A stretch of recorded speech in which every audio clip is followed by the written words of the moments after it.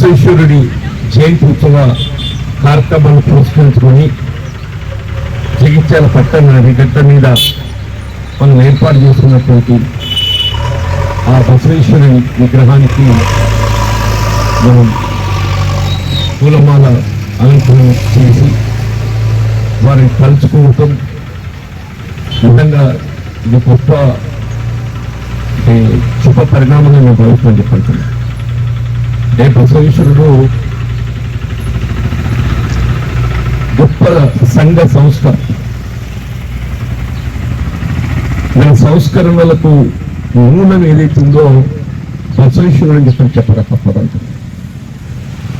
మరి ప్రజాస్వామ్య యుగంలో మనం చేపడుతున్నటువంటి ఒక సంస్కరణలు ఏదైతున్నాయో ఈ సంస్కరణలు అన్నీ కూడా వారు ఆనాడే ఆలోచించి మరి ఈ సంస్కరణలకు ఒక ఆది మూల పురుషుడుగా నిలిచినటువంటి ఒక గొప్ప మహానుభావుడు బసవేశ్వరుడు అని చెప్పక తప్పదని చెప్పంటారు.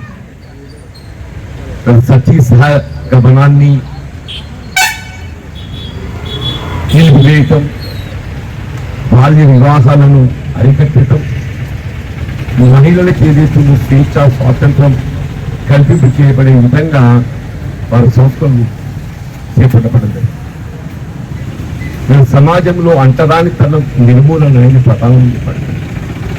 ఇక్కడ మనం ఏ అంటరానితనాన్ని నిర్మూలించాలి, సమాజంలో ఉన్నటువంటి ఒక కుల మతాల అందరం కూడా సమానమని తెలియజెప్పేటువంటి భారత రాజ్యాంగం గల మనకు గోచరిస్తుంటే ఈ అంశాలన్నీ కూడా బసవేశ్వరుడు ఆనాడే సమాజానికి తెలియజెప్పింది. ఈ భారతదేశ ప్రజాస్వామ్య మూలాలకు ఆ బసవేశ్వర మహారాజ్ వారు మనకు ఆదర్శంగా నేను భావిస్తాను చెప్పండి. సమాజంలో ఉన్నటువంటి ఒక యావత్ సమాజం పౌరులు అందరం కూడా ఒక మతమని కాదు, బసవేశ్వరుడు శైవమతాన్ని పూజించినా కానీ ఏదైతుందో అన్ని మతాలను గౌరవింప చేయటం సమాజ బాధ్యతగా మనకు చేపట్టి ఎందుకు పేర్కొంది.